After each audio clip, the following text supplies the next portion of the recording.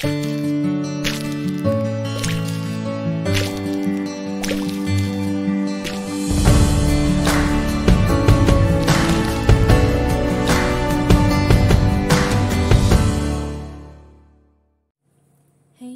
comment ça va?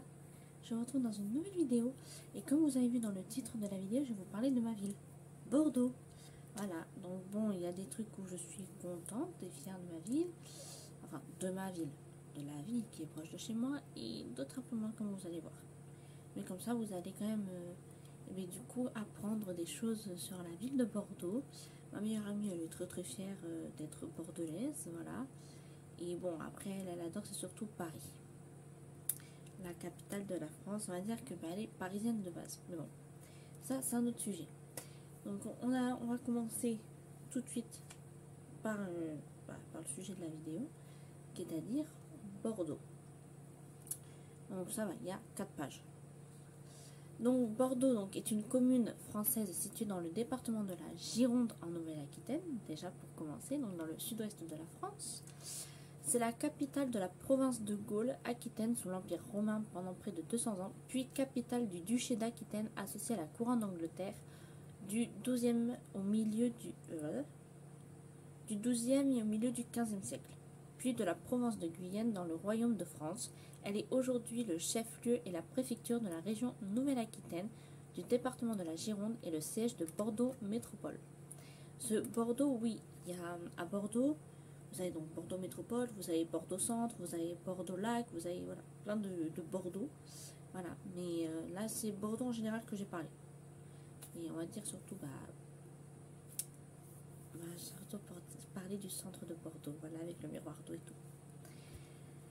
Donc, au XIIe siècle et XVIIIe siècle, non, pas au XIIe, XVIIe et XVIIIe siècle, Bordeaux devient le premier port de France et le troisième port négrier. Voilà, c'est le côté que j'aime le moins de Bordeaux, c'est qu'on a participé à la traite de l'esclavage en étant un port négrier. Voilà, c'est ça que j'ai moins aimé dans l'histoire de Bordeaux. Voilà. Traversée par la Garonne et proche de la côte atlantique, la métropole des Lumières met en scène depuis le XVIIIe siècle ses façades blondes et dorées, ses cours prestigieux et places monumentales accompagnées de ses jardins à la française, dont le jardin botanique qui est à Bordeaux. Capitale mondiale du vin, par ses châteaux et vignobles prestigieux du Bordelais, la ville est également considérée comme un des centres de la gastronomie et du tourisme d'affaires pour l'organisation des congrès internationaux. D'ailleurs, on a un restaurant, je ne me rappelle plus comment il s'appelle, mais qui en fait qui accueille tous les étrangers et tout, et surtout pour les trucs d'affaires et tout, genre voilà. C'est dans ce restaurant qui vont les hommes d'affaires et tout. La périphérie de Bordeaux est également un pôle central et stratégique du secteur aéronautique et spatial regroupant plusieurs entreprises internationales telles que Dassault Aviation, Ariane Group, Safran et Thales. Ça, je savais que Dassault Aviation, ça je le savais, si on connaissait une personne qui travaillait à Dassault. Donc je peux vous dire qu'elle était bien payée cette personne. Et ça c'est tout ce qui est l'aéronautique et tout. Et apparemment, on aide aussi pour Ariane Group, voilà. Bordeaux, avec sa métropole, est un important pôle d'enseignement supérieur et de recherche au niveau régional et national avec l'université de Bordeaux. Ça, effectivement, l'université est connue quand même à Bordeaux. C'est pas pour rien qu'il y en a plein du Nord et tout qui viennent à Bordeaux pour faire des études. Enfin, Bordeaux est une destination touristique internationale pour son patrimoine architectural et culturel d'exception regroupant plus de 400 monuments historiques, faisant de Bordeaux, après Paris, la ville qui détient le plus de monuments classés ou inscrits aux monuments historiques en France. Et on a le pont Eiffel, justement, qui est inscrit au patrimoine mondial de l'UNESCO, enfin voilà. Oui, voilà, c'est marqué. Et du coup, qui est protégé et qui vont tout faire du coup pour éviter que les voitures passent dessus. Il n'y aura plus que le tram qui passera et les piétons pour essayer que le pont s'affaisse de moins en moins. En fait, le pont est en train de s'affaisser de plus en plus et ils vont essayer de préserver ce pont. Donc voilà, et oui, il y a pratiquement en fait tous les bâtiments que vous allez voir à Bordeaux si vous venez ou si vous y habitez ou si vous êtes de la région. le peu, quand moi je vais à Bordeaux, on voit tous les bâtiments. C'est des vieux bâtiments qui ont été faits il y a un bon bout de temps, au XVIIIe siècle et tout. Et donc du coup, ils font partie du patrimoine mondial de l'UNESCO, justement, pour conserver ces façades historiques et préserver surtout ces monuments, enfin ces bâtiments, et ne pas les changer. Depuis juin 2017, le centre historique de Bordeaux est inscrit sur la liste du patrimoine mondial de l'UNESCO pour son importance historique depuis le Moyen Âge et pour son unité architecturale classique et néoclassique perdurant depuis le début du XVIIIe siècle, comme je vous ai dit. Les communes les plus proches sont le Bouscat, Talence, Bègles, Floirac, Senon, Pessac et Bruges.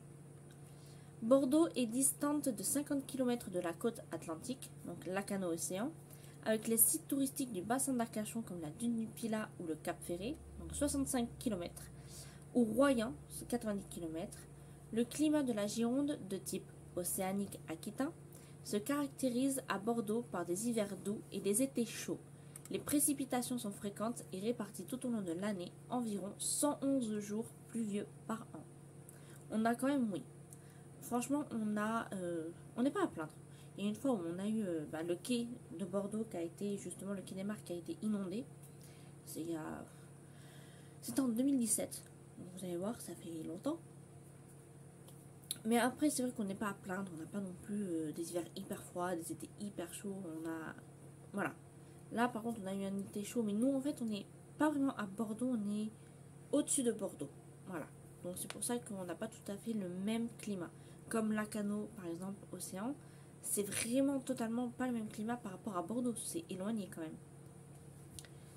L'hiver est doux en raison de sa proximité avec l'océan et notamment le golfe de Gascogne qui joue un rôle de régulateur thermique. Malgré certains épisodes de grand froid, la neige est rare, ça oui depuis 2012.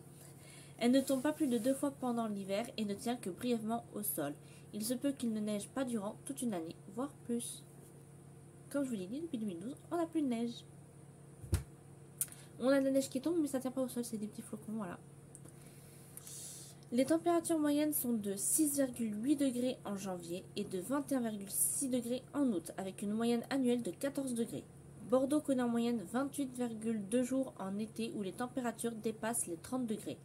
Le record de température est atteint le 23 juillet 2019 avec 41,2 degrés. Bordeaux bénéficie d'un ensoleillement élevé dépassant 2000 heures de soleil par an. La vieille ville de Bordeaux est la partie située à l'intérieur des anciens murs de la ville, qui correspondent aujourd'hui aux cours de Verdun, Georges Clemenceau, place Gambetta, cours d'Albret, cours Aristide Briand, place de la Victoire et cours de la Marne. Il y a beaucoup de cours et de places. À l'est, la vieille ville est délimitée par la Garonne. Au Moyen-Âge, 2 portes permettaient l'entrée dans la ville, la porte Gaillot et la porte Saint-Éloi, dite la Grosse Cloche. Justement, il reste ces grosses portes, comme on dit, de chaque côté, justement, parce que c'est quelque chose qui rappelle l'histoire du Moyen-Âge, donc du coup, on a voulu garder pour justement, quand par exemple, moi, au lycée, on a été visiter Bordeaux. Et donc du coup on a vu ça et on nous racontait un peu les histoires de comment c'était Bordeaux à l'époque et tout. Et c'est vrai que c'est sympa à faire. Donc ils ont bien fait de garder ça. La rue Sainte-Catherine, rue piétonnaire de près de 1300 mètres, relie la place de la Comédie, Grand Théâtre. C'est juste en face du Grand Théâtre qu'il y a le restaurant, enfin l'hôtel là que je vous ai parlé. Et la place de la Victoire, caractérisée par une activité étudiante importante. Il s'agit de la plus longue rue piétonne d'Europe. La rue Sainte-Catherine et les quartiers situés à l'ouest de celle-ci sont très commerçants. À l'est de la rue, jusqu'au quai, se situent des quartiers plus résidentiels. Et du coup, c'est souvent qu'avec ma meilleure amie et ses sœurs, on va à la rue Sainte-Catherine. On y était avec mon petit frère aussi, il nous avait accompagnés une fois. Donc vous voyez que la rue Sainte-Catherine, c'est vraiment... En général, à Bordeaux, si vous venez, vous n'êtes pas obligé, mais c'est un truc qu'il faut faire, la rue Sainte-Catherine. Moi maintenant je la fais beaucoup plus souvent avec ma meilleure amie, on y va quand même souvent, voilà, pour des fois pour les soldes. Bon là, les soldes de cette année, non, je vais pas les faire. Les soldes de cette année, je vais aller à 2 magasins, Cache-Cache et Tali. Et c'est tout, ça va me suffire très bien. Et mais c'est vrai que l'été dernier, j'y étais et je me suis acheté une paire de chaussures à 14 € et quelques au lieu de 70 €. Non, Elle était à moins 70%. Donc le prix de base, je ne sais plus lequel c'était, mais bon, bref. Et donc du coup, ce qui fait que forcément, c'est... Vous passez toute la journée. Voilà. Pardon. Donc voilà, vous passez toute la journée là-bas. Vous avez des restaurants où vous pouvez manger, donc restaurants fast-food, voilà, vous avez McDo, vous avez Subway, vous avez Burger King, vous avez KFC, vous avez plein de restaurants, même la grosse brioche et tout. Vous avez plein de restaurants où vous pouvez manger après sur place et vous pouvez, voilà, vous balader et tout. Franchement, c'est un truc à faire. Et surtout, si vous y allez, vous allez à la promenade. Dans la rue Sainte-Catherine, il y a un petit truc qui s'appelle la promenade. Et vous avez un Starbucks. Et avec ma meilleure amie, toujours vers 16-17 heures, on va au Starbucks et on se prend une boisson. Et moi, souvent, ce que je prends, c'est un frappuccino. C'est trop bon. Donc voilà, je vous lance le truc. Si vous allez à Bordeaux, rue Sainte-Catherine, voilà, la promenade et voilà. Pour voir la plus longue rue piétonne d'Europe. Ça, je ne savais pas. Je vous avais dit, j'ai fait des recherches, mais ça fait longtemps que je les ai fait. Donc, je ne les ai pas vus entre temps. Ensuite, sur la rive gauche, au nord de la ville, se situent les quartiers de Bordeaux-Lac, de Bacalan. La construction du quartier de Bordeaux-Lac fut entreprise par la municipalité dirigée par Jacques Chaban-Delmas après l'assèchement de marais et la création d'un lac artificiel. Ce quartier, dessiné par l'architecte urbaniste Xavier Arsène Henry, accueille des tours de logement, quelques bureaux et des centres commerciaux. Le parc des expositions, qui est aussi donc là où il y a la foire, et le palais des congrès, le casino-théâtre des espaces verts, parc floral et bois de Bordeaux, de très nombreux équipements sportifs, le stade Matmut Atlantique entre autres, le vélodrome, un golf, un karting et d'autres choses, le pont d'Aquitaine également, un camping et l'écoquartier Ginko. Donc le pont d'Aquitaine, je pense que tout le monde le connaît, j'ai pas besoin de vous en parler, c'est le pont typique de Bordeaux, vous tapez Bordeaux et vous allez avoir droit au pont d'Aquitaine. Hein. De toute façon, pour aller à Bordeaux, vous êtes obligé de le passer. Vous ne pouvez pas aller à Bordeaux sans passer le pont d'Aquitaine. Excusez-moi, j'ai juste mettre ça pour pouvoir poser ma souris. Pour pas être obligé de faire ça. Voilà, c'est juste ça. Donc voilà. Après, le Matmut Atlantique, c'est un stade de foot qui a été construit assez récemment. Et donc, du coup, forcément... Et voilà, c'est le truc aussi qu'on voit en général. Je suis désolée, je t'ai que baillé. Bon, bref. En général, quand vous passez le pont d'Aquitaine, au loin, vous voyez un truc blanc et tout. Et c'est le stade Matmut Atlantique où j'ai été assister à un match de foot avec ma meilleure amie. Son père, il avait des réductions. Et donc, du coup, il m'avait pris un billet de foot. Je suis pas foot, mais en fait, l'ambiance est totalement différente du foot qu'on voit à la télé. Forcément, j'avais pas pensé à mon petit frère. Bon, bref. Voilà. Sont également situés à Bacalan, le pont Jacques Chaban-Delmas, qui relie ce quartier à celui de la Bastide. Donc le pont Jacques Chaban-Delmas, c'est un pont qui est encore plus récent que le Matmut Atlantique, il me semble. Et donc en fait, c'est un pont qui se lève, voilà, pour laisser passer des bateaux. Donc souvent du samedi au dimanche, il est levé et après le reste de la semaine, il est baissé. Et sinon après, il y a des messages comme quoi qui disent que le pont sera levé de telle heure à telle heure, de tel jour à tel jour, voilà.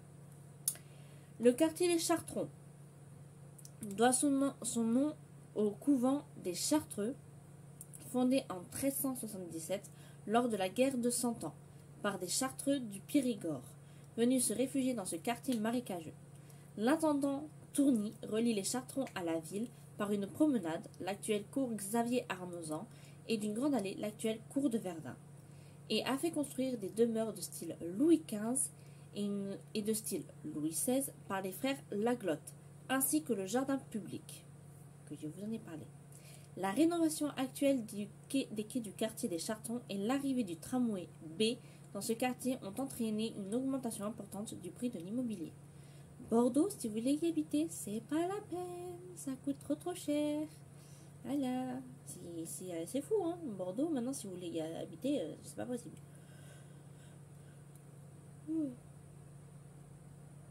Pardon, je m'excuse encore, ça fait au moins 3-4 fois que je le baille. Désolée. En 2017, Bordeaux est la 16e ville de France par nombre de logements suroccupés. Depuis sa réalisation en 1821, le pont de Pierre, voilà, c'est pas le pont Eiffel, c'est le pont de Pierre, a permis le désenclavement de la ville. En particulier, le pont de pierre a permis d'intégrer la rive droite à la ville, historiquement uniquement présente sur la rive gauche de la Garonne. La passerelle Eiffel, pont métallique ferroviaire, est construite entre 1858 et 1860. Voilà, il y avait quand même le pont Eiffel, enfin c'est la passerelle Eiffel qu'ils appellent. Construite bien évidemment par celui qui a construit la tour Eiffel. Je sais plus, je sais que c'est Eiffel, mais je ne me rappelle plus de son prénom. Le 13 août 1954, le maire de Bordeaux, Jacques Chaban-Delmas, prend la décision de construire un pont suspendu au nord de la ville. Le ministre des Travaux publics, Robert Buron, pose la première pierre le 20 mai 1960. Le 6 mai 1967, le pont d'Aquitaine, réalisé entre Bordeaux et Lormont, est ouvert. Voilà. Donc on sait que le pont d'Aquitaine est ouvert depuis le 6 mai 1967. Et nous, on est du côté Lormont et pas du côté Bordeaux. Donc si on va aller à Bordeaux, il faut passer le pont d'Aquitaine. En 1965, l'année de naissance de mon papa, le pont Saint-Jean est également mis en service après 2 ans de travaux. En 1993, c'est le pont François Mitterrand qui est ouvert afin de relier la rocade bordelaise. En 2008, un nouveau pont ferroviaire se substitue à la passerelle Eiffel. L'objectif est de supprimer le bouchon ferroviaire de Bordeaux et de préparer les infrastructures à l'arrivée de la LGV Sud-Europe Atlantique. La passerelle est conservée compte tenu de son intérêt architectural et historique. Le 16 mars 2013, le pont levant Jacques Chaban-Delmas, du nom de l'ancien maire de Bordeaux, est inauguré par le président de la République française, François Hollande. J'ai voulu faire un mix de français et François, ça va pas du tout. Ce pont vient relier les quartiers de Bacalan sur la rive gauche et de la Bastide sur la rive droite. Les travaux commencent en 2009. Vous voyez, c'est 2009-2013, ça fait longtemps. Ah bah non, alors du coup, le stade, il est beaucoup plus récent, du coup. Oui, il est beaucoup plus récent. Bon. Le pont Simone Veil devait permettre en 2024 un franchissement sud de la Garonne intégré au projet Bordeaux-Euratlantique. Le projet est réalisé par l'agence d'architecture néerlandaise OMA Coloas. Les travaux débutent en 2017 et ça n'a jamais fini. Le pont Simone Veil n'est pas encore fini. Je crois qu'ils ont même arrêté. Et je sais que normalement ça devait permettre, je crois, d'aller de je sais plus où à carrément à Florac. On a le comment il s'appelle déjà? Je sais plus. On a le même truc à peu près à Paris, mais c'est un truc là où il y a des concerts et les enfoirés ils ont noté d'ailleurs quand ils sont passés à Bordeaux. Donc bon, voilà, il n'est pas fini. La passerelle Eiffel doit être rénovée et rendue piétonne à l'horizon 2023. Non, bon, j'avais raison, j'ai dit le pont Eiffel, mais c'était la passerelle. Bon, voyez. Bordeaux et sa métropole possèdent un important réseau de transport en commun. Le réseau est regroupé depuis 2016 sous l'appellation Transport Bordeaux Métropole, abrégé en TBM, qui remplace l'ancien nom Tram et Bus de la Cube, abrégé en TBC. Le réseau est composé de 4 lignes de tramway, ABCD, totalise un réseau de près de 90 km de lignes de tramway, 85 lignes de bus régulières, 230 lignes de bus réguliers Trans-Gironde qui desservent l'ensemble de la métropole et le département de la Gironde, dont moi j'avais les bus Trans-Gironde et mon petit frère aussi, 34 lignes TER Nouvelle-Aquitaine, dont 14 partent de Bordeaux, la gare Saint-Jean, 2 lignes de RER métropolitain Libourne à Arcachon depuis 2020 et Saint-Marien-Langon prévu pour 2028, permettant de traverser la métropole sans changement de train en gare de Bordeaux-Saint-Jean. La ville de Bordeaux est soumise au risque d'inondation et de retrait-gonflement des sols argileux. Et le risque de séisme est de niveau 2, donc faible. En 2021, une trentaine de rues de la ville de Bordeaux ont été fermées ponctuellement le 1er février pour cause d'inondations ainsi que les parcs et jardins. Je vous l'ai dit qu'en 2017 on avait été inondé les quais de Bordeaux. D'ailleurs, en parlant là de séisme, ça me fait penser qu'une fois avec ma mère, on vous en avait parlé dans une vidéo où on était en train de regarder quelque chose à la télé. Et je crois que je faisais du coloriage ou des plans reliés, enfin bref. Je faisais un truc, ma maman elle était juste à côté, on regardait un truc avec elle. Et là, on sent que ça tremble. On se regarde et comme, c'est quoi? C'est pas un camion, non, ça peut pas être un camion. Elle fait ouais, ça se trouve c'est un séisme et tout, genre comme ça rigolant. Ah bah non, c'était vraiment un séisme. Mais il s'est fait ressentir, c'était à La Rochelle qu'il a démarré. Et non, on l'a ressenti là. Genre La Rochelle, ça a été vraiment l'épicentre du séisme. Et sauf qu'on l'a ressenti jusqu'ici. Comment vous dire qu'il devait être bien costaud à La Rochelle, parce que pour qu'on le ressente jusque ici, on est quand même loin de La Rochelle. On est à 1 heure et quelques de La Rochelle, c'est loin. On l'a ressenti. Ça nous a fait trembler. Bon, la traite des Noirs, déjà initiée par les grandes compagnies portugaises ou anglaises, notamment, va se développer peu à peu en France, au même titre que Nantes, La Rochelle, Au Havre et bien d'autres. Bordeaux devient un centre négrier et permet à certaines grandes familles de négociants de s'enrichir. Voilà ce que j'ai dit, l'histoire, c'est vraiment l'histoire de Bordeaux que... Voilà, c'est le point noir de l'histoire de Bordeaux. Le fait qu'on a été, en fait, on a fait partie de la traite esclavage, justement. Et ça, c'est vraiment le truc que j'aime pas trop sur Bordeaux. Voilà, mais bon, malheureusement, ça fait partie de l'histoire. Gabriel construit aussi la vitrine de la ville, la place de la Bourse, alors appelée place royale, ensemble de type versaillais, qui donne sur les quais. Elle sert dans un premier temps d'écrin à la statue équestre du roi Louis XV, érigée en 1756, mais elle est fondue en 1792 pour fabriquer des canons. Elle est remplacée en 1869 par la fontaine des Trois Grâces. Donc quand vous allez à Bordeaux, la place de la Bourse, juste en face de la place de la Bourse justement, vous avez le miroir d'eau.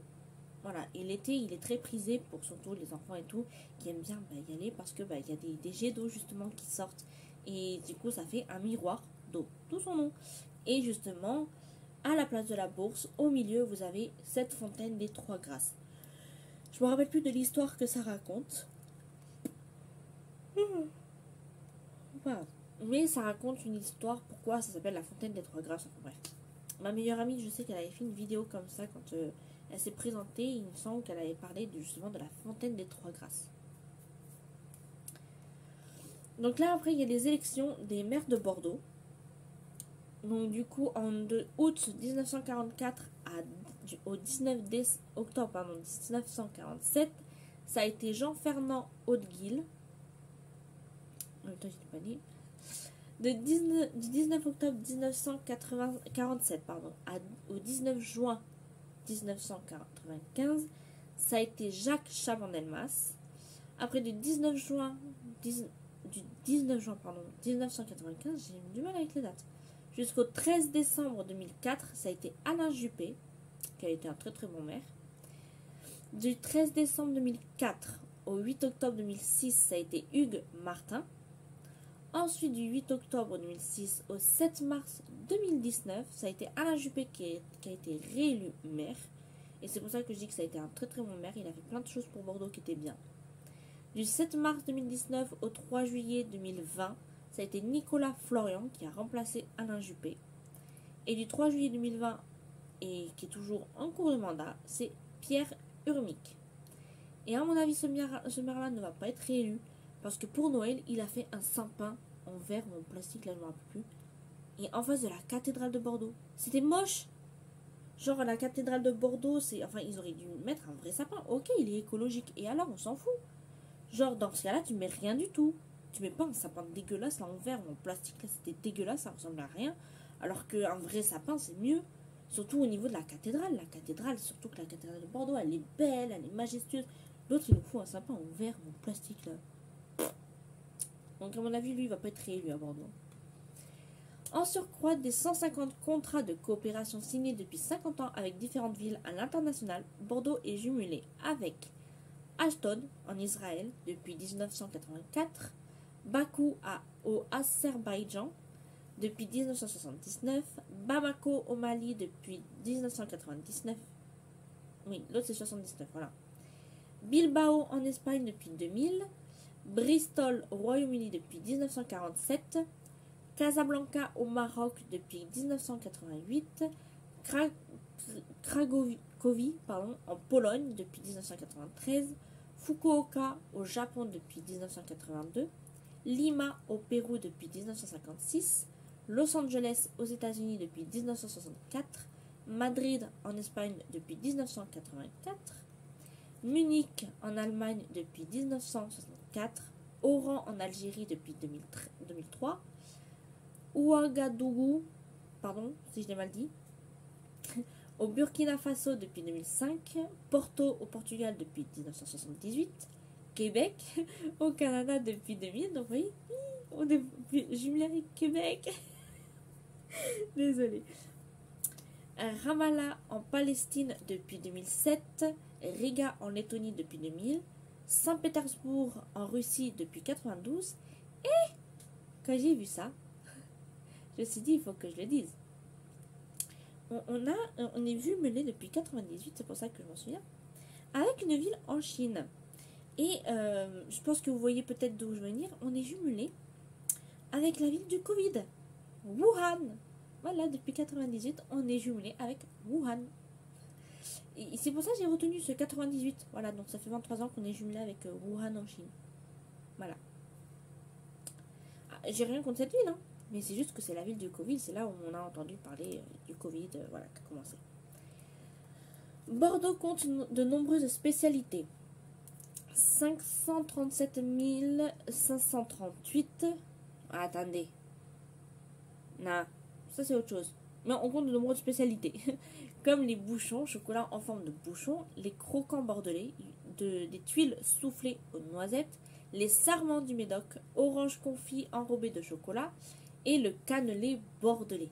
Bien sûr, ça c'est le cannelé ici. Vous ne pourrez pas venir à Bordeaux, pas manger de cannelé. Les cannelés faits autre part, c'est pas les vrais cannelés bordelais. Les cannelés bordelais, c'est fait à Bordeaux. Voilà. Pardon, j'ai fait bouger. Qui aurait donc été inventé au XVIIIe siècle par les religieuses du couvent des Annonciades. Il s'agissait à l'époque d'une friandise en forme de bâton appelé cannelas ou cannelé. Mais pas cannelé comme on connaît maintenant, c'est avec un T et S à la fin.